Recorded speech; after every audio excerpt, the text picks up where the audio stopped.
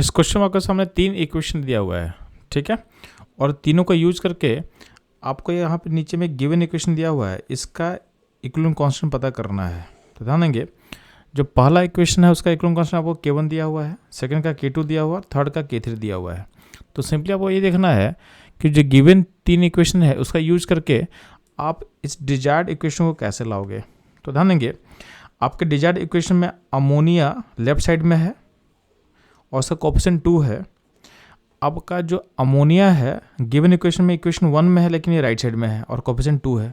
तो सिंपली आपको क्या करना है, इक्वेशन 1 को रिवर्स करना है। इक्वेशन 1 को रिवर्स करना मतलब उसे माइनस से मल्टीप्लाई करना पड़ेगा, यानी -1 करना पड़ेगा, ठीक है। रिवर्स मतलब -1। अब क्या ध्यान देना, आपके इक्वेशन जो है गिवन इक्वेशन में आपका हाइड्रोजन नहीं है, यानी हाइड्रोजन कैंसिल होना चाहिए। अब हाइड्रोजन कैसे कैंसिल होगा, तो आप इक्वेशन 1 को अगर रिवर्स करोगे तो 3 हाइड्रोजन जो होगा राइट से चला जाएगा। अब आपका इक्वेशन थर्ड में हाइड्रोजन है, बट यहाँ पर हाइड्रोजन क्या है, एक ही है, बट आपका राइट साइड में कितना हाइड्रोजन चला गया है, 3 हाइड्रोजन चला गया है।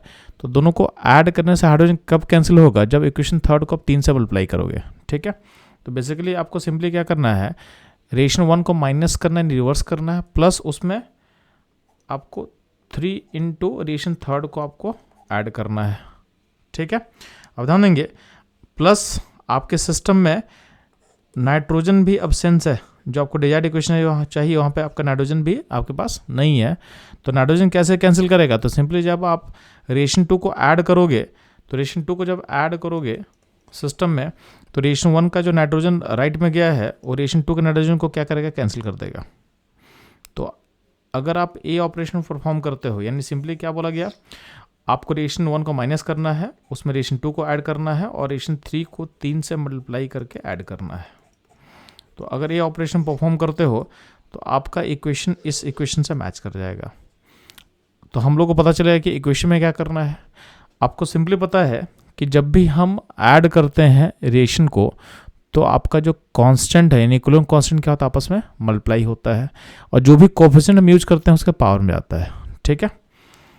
तो ध्यान देंगे, तो इस इक्वेशन का जो K होगा, तो चूंकि आप -1 किए हो रिएक्शन 1 में, तो -1 जब पावर जाएगा तो उसका कांस्टेंट क्या होगा, नीचे आ जाएगा, यानी क्या हो जाएगा, 1/K1 हो जाएगा। अब रिएक्शन 2 आप ऐड किए, मतलब वहाँ पे क्या करना पड़ेगा, मल्टीप्लाई करना पड़ेगा, तो इंटू K2 कर लोगे।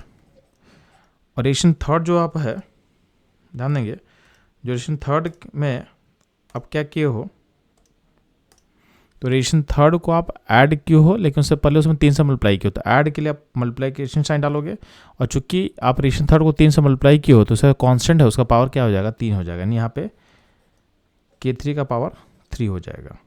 तो आपका जो डिजायर्ड इक्वेशन है उसका जो K होगा वो क्या होगा, K2 इंटू K3 का पावर 3 डिवाइडेड बाई K1 ये होगा। और हमारा सॉल्यूशन किस आंसर से मैच करेगा, तो हमारा जो सॉल्यूशन है आप देखोगे तो हमारे ऑप्शन ए से मैच करेगा। तो इस क्वेश्चन का जो करेक्ट आंसर होगा ए होगा ऑप्शन ए। ये था इस क्वेश्चन का एनालिसिस एंड सॉल्यूशन। मूव करते हैं हम लोग नेक्स्ट क्वेश्चन पे।